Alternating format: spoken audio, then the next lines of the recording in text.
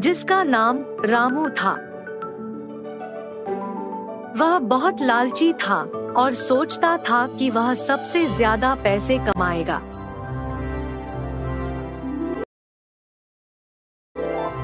रामू ने कई सारी मछलियों को खरीदा और बेचने की व्यवस्था की,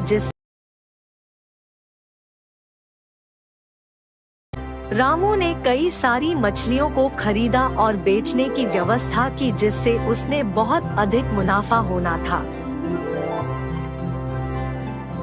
रामू जानता था कि लोगों को जो मछलियां सबसे अधिक पसंद आती है उन्हें ज्यादा पैसे में बेचता था। इसलिए वह लोगों से मछलियों का बेहतर कीमत मांगता था और सड़े हुए मछलियों को भी महंगे दाम में बेचता था। वह लोगों से ज्यादा पैसे कमाने के लिए अपने गंदे उपायों का इस्तेमाल करता था। एक दिन रामू ने अपनी दुकान में जोड़ीदारियों की बजाय उबली हुई मछलियों की बिक्री करने का निर्णय लिया। वह लोगों को बताता था कि उबली हुई मछलियां सेहत के लिए बहुत अधिक फायदेमंद होती है और इसलिए वह उन्हें ज्यादा मूल्य में बेचेगा। लोग उसकी बातों में आ गए और वह अपने उबली हुई मछलियों की बिक्री शुरू हो गई और लोग इसमें रुचि लेने लगे। लेकिन उन्हें यह नहीं पता था कि रामू अपनी दुकान में सच में उबली हुई मछलियों की बिक्री नहीं कर रहा था। वह सच में साबुन और पानी के इस्तेमाल से मछलियों को उबलता था और उन्हें उबली मछलियों के रूप में बेच रहा था। इस तरह रामू के उपायों से लोग अस्वस्थ होने लगे और इस वजह से उनकी डिमांड में कमी आने लगी। इसके बावजूद रामू अधिक पैसे कमाने के लिए और अधिक दलाली करने लगा। एक दिन उसके दुकान में एक ग्रामीण महिला आई और उससे मछलियों की खरीद करने के बाद रामू ने उसको ज्यादा मूल्य में मछलियां बेची। लेकिन महिला ने उसे धोखा देते हुए उसकी धोखाधड़ी का रायजगार बताते हुए उसे फंसा दिया। रामू धमकी देने लगा, लेकिन महिला उसके सामने नहीं डरी। महिला ने अपनी बात अंग्रेजी में बताई, जिससे रामू को समझ में नहीं आया और वह उसे छोड़ दिया। रामू अब थक गया था। उसने एक बार फिर सोचा कि वह उबली हुई मछलियों को बेचकर पैसे कमा रहा है, लेकिन अस्वस्थ लोगों की वजह से वह एक अपमानित व्यक्ति बन गया है। उसने फिर से सोचा कि उसकी दुकान में उबली हुई मछलियों को बेचने से बेहतर होगा कि वह अच्छी गुणवत्ता की मछलियां लेकर अपनी दुकान में बेचे। रामू ने अपनी दुकान को बदल दिया और अब वह उच्च गुणवत्ता की मछलियां बेचता था। लोग अब उसकी दुकान से मछलियां नहीं खरीदने लगे और उसकी दुकान में कोई नहीं आने लगे। रामू ने जो उपाय किया था उससे उसे अधिक दुकान से लोग दूर भागते थे। रामू ये सोचता है कि व्यापार चालाकी से नहीं, सही तरीके से काम करने से सफलता मिलती है। द्वारेश्वर नामक गांव में मस्तान नामक एक कसाई रहता था। उस गांव में बकरे का मांस सिर्फ मस्तान की दुकान में मिलता था। इतना ही नहीं, हर शुभ कार्य और दावत के लिए मस्तान के ही दुकान से मांस लाया जाता था। ऐसे एक दिन उस गांव के जमींदार का सेवक मस्तान की दुकान को आता है।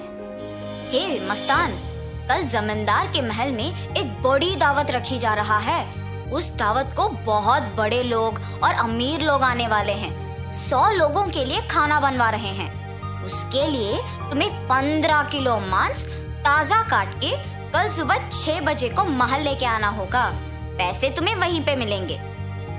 मस्तान सलमान की बात को मान लेता है, लेकिन उसके पास 15 किलो का मांस नहीं होता है। इसीलिए वो बकरी वाले के पास जाता है। रमेश भैया, दरवाजा खटखटाता है। अरे क्या हुआ मस्तान, इस समय पे आए? बात क्या है? जमींदार के घर में दावत के लिए मुझे 15 किलो मांस की जरूरत है। मैंने वचन दिया कि सुबह 6 बजे उनको मांस पहुंचा दूंगा। समय ना होने के कारण मैं अभी तुमसे बकरी खरीदने आया। हाँ, तो ये है बात। ठीक है, 2000 रुपए दे के बकरी ले जाओ। ये क्या भैया, 1000 ही तो है। अब जमींदार के लिए है तो कम से कम 2000 होगा ही ना। अगर तुम्हें नहीं चाहिए तो रहने दो, मैं आराम से सो जाऊंगा। नहीं नहीं भैया, मैंने वचन दिया है, अब पीछे नहीं हट सकता।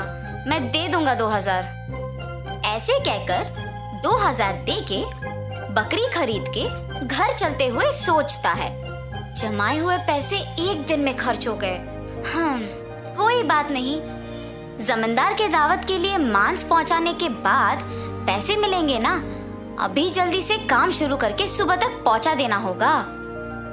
ऐसे सोचकर मांस को साफ करके उसके टुकड़े टुकड़े काट के सारी रात मेहनत करके 15 किलो मांस को तैयार रखता है। अगले दिन सुबह दिए हुए वचन के अनुसार 6 बजे को जमींदार के महल पहुंचता है। भैया, मैं सेवक सलमान के लिए आया हूँ, क्या आपको पता है कि वो कहाँ है? ये सुनकर दूसरा सेवक मस्तान को बाहर इंतजार करने के लिए कहता है। वो मस्तान के हाथ से मांस लेते हुए कहता है कि सलमान को भेजेगा और उसे पैसे मिलेंगे। मस्तान भी उस सेवक का बात मानकर बाहर इंतजार करता है, लेकिन सेवक उसके हाथ में मांस को देख सोचता है, इस 15 किलो मांस से अगर मैं 1 किलो ले लूं तो किसको पता चलेगा? किसी को भी नहीं पता चलेगा।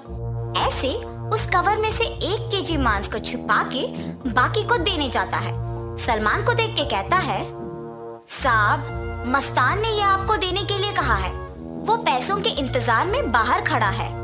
सलमान सेवक के हाथ से मांस लेके सीधा रसोई घर जाता है, ये जान के कि मस्तान बाहर पैसों का इंतजार कर रहा है। बावर्ची के पास जाकर सलमान कहता है, सारे व्यंजन स्वादिष्ट होनी चाहिए, ध्यान से पकाना।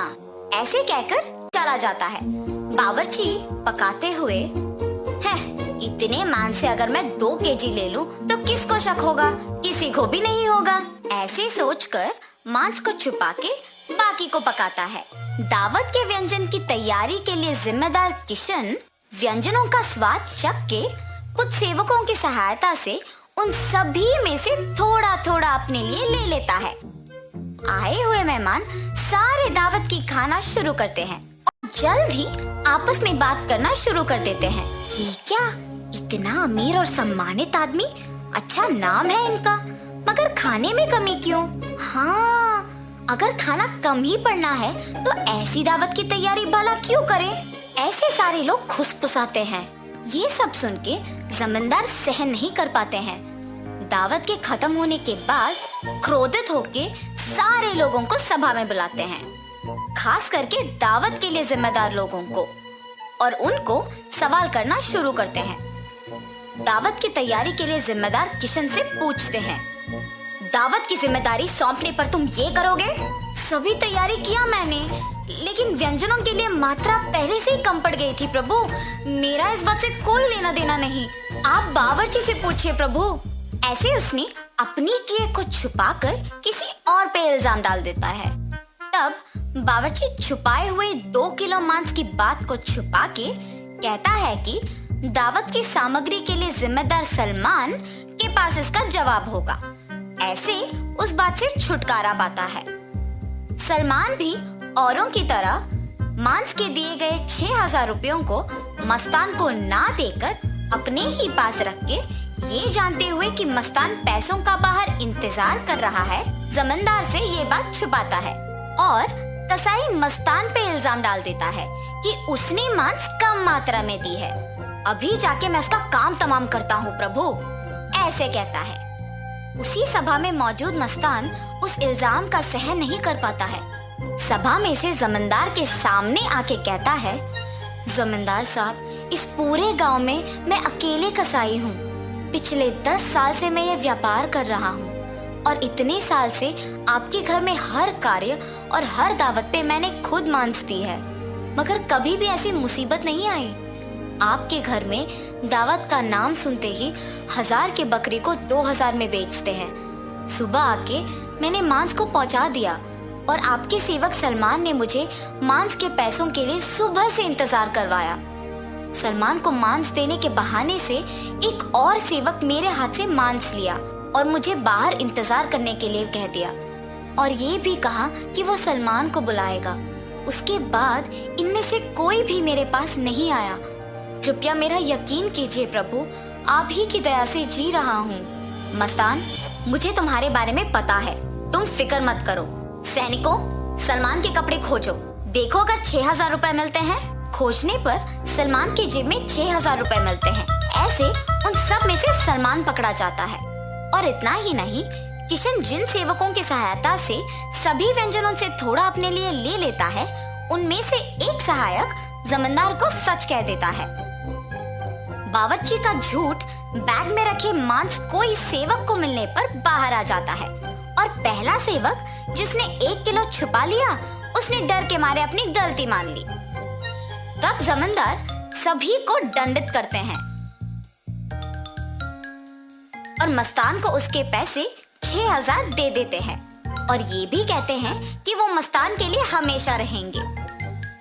तो इस कहानी का नैतिक क्या है? गलती का सजा मिलेगी ही मिलेगी, इसीलिए ईमानदारी से जीना ही अच्छा है। एक समय में एक गांव में वीरेंद्रा नामक एक बड़े आदमी रहते थे। वो बूढ़ा आदमी उसके बेटे रोहित, बहू सरला और पोता रोशन के साथ एक छोटे से घर में रहता था। रोहित उसी गांव में खुद के एक व्यापार करता था। उसमें चिकन रोल्स और एग रोल्स बनाकर उन्हें बेचता था और उसके द्वारा आए हुए पैसों से उसके परिवार का देखभाल करता था। एक दिन वो हमेशा की तरह चिकन रोल्स बना के बेचने लगता है। चिकन रोल, गर्मा गर्म चिकन रोल, स्वादिष्ट चिकन रोल, आइए बाबू आइए, ऐसे जोर जोर से चिल्लाते हुए आते जाते लोगों को वो पुकारता था। एक दिन उसके पिता उसके दुकान जाते हैं। बेटा रोहित, मुझे बहुत भूख लग रहा है। बहू ने अब तक घर में कुछ बनाया नहीं और मैं रुक नहीं पा रहा हूँ, इसलिए मैं यहाँ आया हूँ। अगर आपको इतना भूख लग रहा है तो घर पे खाना चाहिए था। अगर बहू ने कुछ बनाया नहीं तो रुक लेना था, लेकिन ऐसे दुकान आ जाना क्या है? आप क्या समझ रहे थे पापा? आप वहाँ खड़े होकर मेरा समय वृथा मत कीजिए, चलिए घर चले जाइए। उसके बेटे के ऐसे बात करने के कारण वो निराश होके वहाँ से उसके घर चले जाता है। अपने बेटे और बहू को उनकी तरफ ऐसे बर्ताव करते हुए देख और बिल्कुल भी गौरव से पेश आते हुए ना देख वो बूढ़े आदमी बहुत बुरा मानते थे। इतना हो जाने के बाद भी वो घर छोड़कर इसीलिए नहीं जाते थे क्योंकि उनको बेटे पे बहुत प्यार था, इसीलिए वो सहते हुए वो गम में ही जी लेते थे। दूसरी तरफ रोहित को उसके बेटे रोशन से बहुत प्यार था। वो अपने बेटे को बहुत लाड करता था और जो भी उसको पसंद था वो हमेशा उसको देता था और उसका सारा खाली समय वो सिर्फ अपने बेटे से खेलते हुए बिताता था। एक दिन अचानक रोशन को बुखार आता है और जब रोहित को ये बात पता चलता है तो वो अपना दुकान, व्यापार सब छोड़कर घर जाके सिर्फ उसके बेटे के ख्याल रखने में लगे रहता है। वो दुकान ना जाकर सिर्फ घर पे रह के उसके बेटे का देखभाल करते हुए उसी के बारे में सोचते हुए दुख में ही बैठे रहता है। उसे ऐसे दुखी देख उसके पिता रोहित के पास जाकर ऐसे कहते हैं, बेटा रोहित, फिक्र मत करो, रोशन को बुखार आया है, वो ठीक हो जाएगा बेटा। पापा, आपको क्या पता, बुखार है, कम हो जाएगा, यही कहना है आपको, जैसे आपको सब कुछ पता है।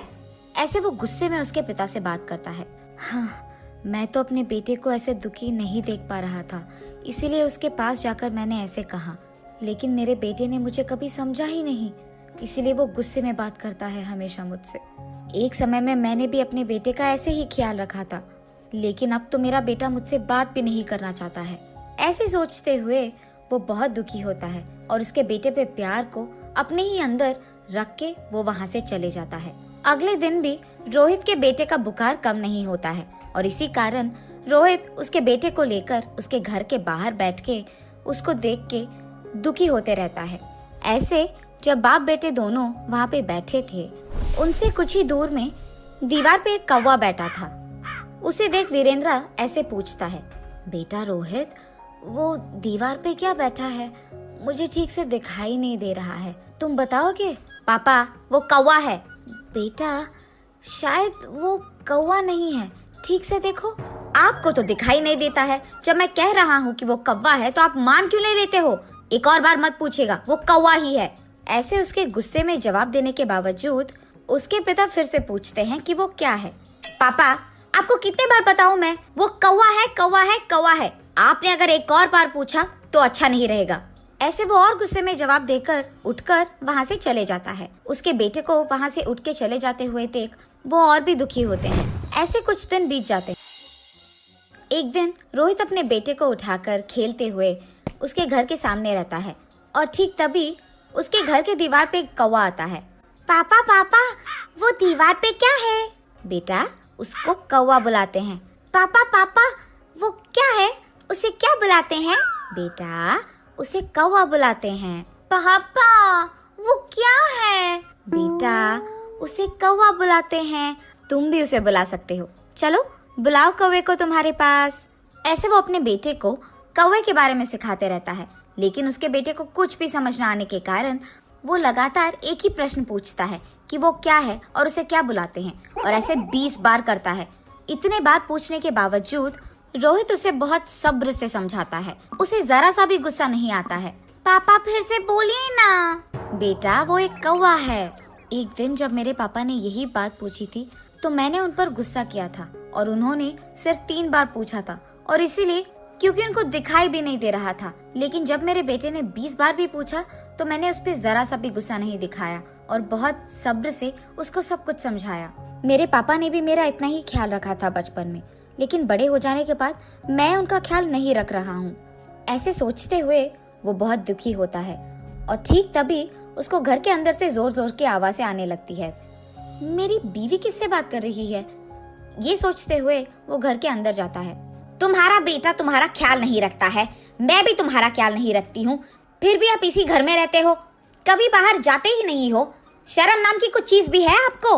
उसकी बहू को ऐसे बात करते हुए चिल्लाते हुए देख वो कुछ नहीं कहते हैं और बस चुपचाप बैठे रहते हैं। सरला, मेरे पापा बूढ़े हैं, क्या बड़ों से ऐसे ही बात किया जाता है? उनका देखभाल करना हमारी जिम्मेदारी है, ये मत भूलो। और तुम पापा से ऐसी ऊंची आवाज में बात कर रही हो? हाँ, क्या आप ही बात कर रहे हैं?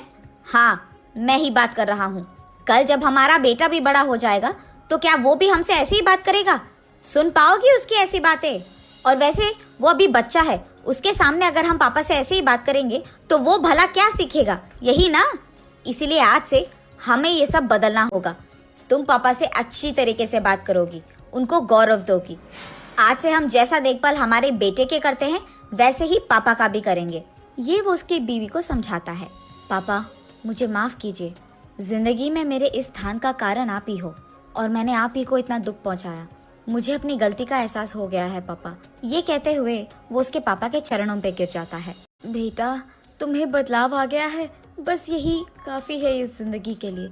मेरे बारे में ऐसा सोचकर दुखी मत हो बेटा, तुम बदल गए हो, मैं खुश हूँ। जी पापा, आइंदा मैं आपको कभी ऐसे दुख नहीं पहुँचाऊंगा और आपसे कठोर तरीके में नहीं बात करूंगा। आपका मैं बहुत अच्छा ख्याल रखूंगा, आपकी खुशी मेरी जिम्मेदारी।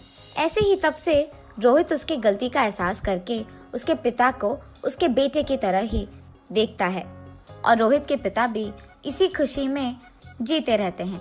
और ऐसे रोहित को उसके गलती का एहसास होकर उसके दुकान में चिकन रोल्स, एग रोल्स बनाते हुए घर को भी संभालता है और ऐसे सभी खुश रहते हैं। दूध वाला। बिकनूर नामक एक नगर में रहता था एक राजा चंद्रसेना। उसका मंत्री कबीर सिंह उसके दूध का कारोबार संभालता था। उन्होंने बहुत सारे स्वस्थ गायों को पाला जो अच्छा और गाढ़ा दूध देते थे। ये दूध सारे गांव में बेचा जाता था।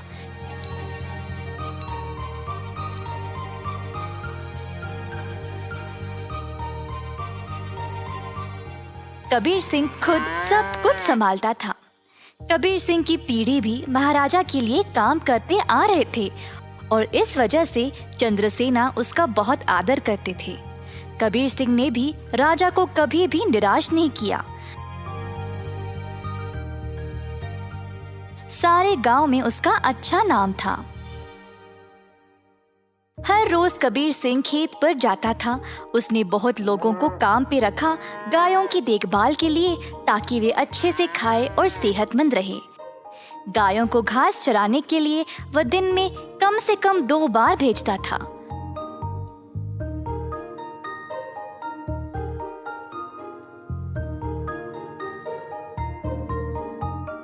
वह हमेशा ध्यान रखता था कि दूध साफ सुथरा रहे। दूध निकालने के बाद वह 10 दूध वालों को देता था, ताकि वह गांव में जाकर बेच दे।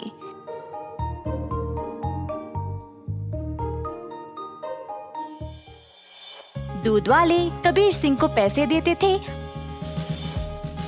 और कबीर जाकर चंद्रसेना को। चंद्रसेना ने देखा कि कैसे कबीर ईमानदारी से काम करता था और उस पे पूरा भरोसा रखा। महाराज कबीर के साथ अच्छा बर्ताव करते थे और कबीर राजा के बारे में भी अपनी बहनों को बताया करता था। एक दिन जब कबीर घर वापस आया तो उसने अपने बहनों को बहुत गुस्से में और परेशानी में देखा। क्या बात है, तुम सब इतने गुस्से में क्यों हो? हम तीनों की उम्र हो गई है शादी के लिए, पर क्या फायदा, शादी के लिए पैसे ही नहीं है। कपड़े और गहनों को छोड़ो, हमारे पास खाने पीने के लिए पैसे काफी नहीं है। मैं तुम लोगों के लिए ही इतना मेहनत करता हूँ, अगर इससे भी खुश नहीं हो तो मेरी सारी मेहनत ही बेकार हो रही है। आप तो महाराजा के मंत्री हो ना, पर आप अपनी आमदनी किसी भी जरूरतमंद को दे देते हो। और आप दूध का कारोबार भी संभाल रहे हो ना अकेले, उसमें भी कोई मुनाफा नहीं मिल रहा है आपको। ऐसा क्यों? शायद हमारी कोई फिक्र नहीं है, इसीलिए। तीनों बहनें रोने लगी और कबीर को बहुत बुरा लगा। अब तुम सब मत रो, मुझे बर्दाश्त नहीं होता। अब बोलो मैं क्या करूं? मैं वही करूंगा। वैसे आपको ज्यादा कुछ करने की जरूरत नहीं, आप दूध का सारा कारोबार संभालते हो ना। अगर आप उसमें थोड़ा पानी मिलाकर बेचोगे तो आप ज्यादा बेच पाओगे। हाँ, और अधिक दूध से आप ज्यादा मुनाफा भी कमा सकते हो। पर ये तो धोखा हुआ, मैं राजा के साथ ऐसा नहीं कर सकता। कबीर सिंह ने ऐसा करने से मना कर दिया था, पर उसकी बहनों ने उसको भावुक करके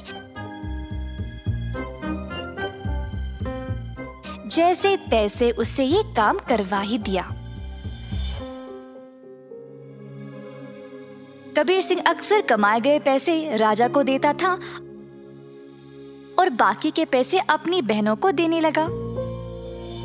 मुझे ऐसा करना नहीं पसंद, ये आखिरी बार है, इसके बाद मुझे ये सब करने के लिए नहीं बोलना। कबीर की बातें सुनकर बहनों ने उसको पैसे वापस किए और घर छोड़कर जाने का नाटक करने लगे। कबीर के पूछने पर तीनों ने धमकी दी कि वे घर छोड़कर चले जाएंगे। मजबूर होकर कबीर को उनकी बात माननी ही पड़ी। कमाए गए पैसे राजा को देकर अधिक पैसे अपनी बहनों को देने लगा। ये सिलसिला कई दिनों तक चलता रहा। कुछ ही समय में कबीर की बहनें नए नए साड़ियां और गहने खरीदने लगे और अच्छा खासा खाने भी लगे। उनकी जिंदगी ही बदल गई। घर पर बैठे बिना तीनों सज धज के बाहर घूमने लगे, सबके आगे दिखावा करने के लिए।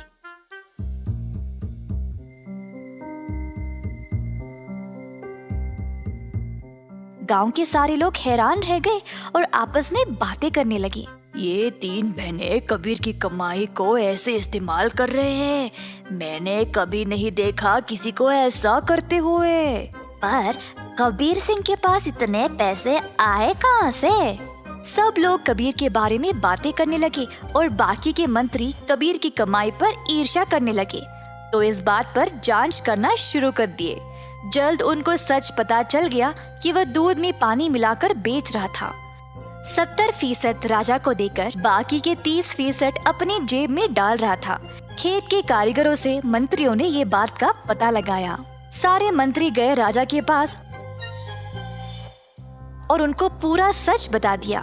अब क्योंकि राजा को कबीर से बहुत लगाव था, उनको इस बात पर यकीन ही नहीं हुआ। और उनके पास और कोई रास्ता नहीं था सिवाय कबीर को दंड देने का। तीनों बहनें आए कैद खाने अपने भाई को देखने के लिए और उनको बहुत बुरा लगा कि उनकी ही वजह से उनका भाई आज जेल में बंद पड़ा है। बहनों को अपनी गलती का एहसास हुआ और तीनों गए महाराजा के पास और उनको सब सच बताया कि असल में ये सब उन तीनों की ही गलती है और कबीर दोषी नहीं है। उन्होंने राजा से भीख मांगी कबीर को छोड़ने के लिए। जब राजा ने ये सब सुना तो उन्होंने तीनों बहनों को भी कबीर के साथ कैद खाने में ही डाल दिया और कहा, दंड केवल गलत करने वाले को ही नहीं, गलत सोचने वाले को और गलती में हिस्सा लेने वाले को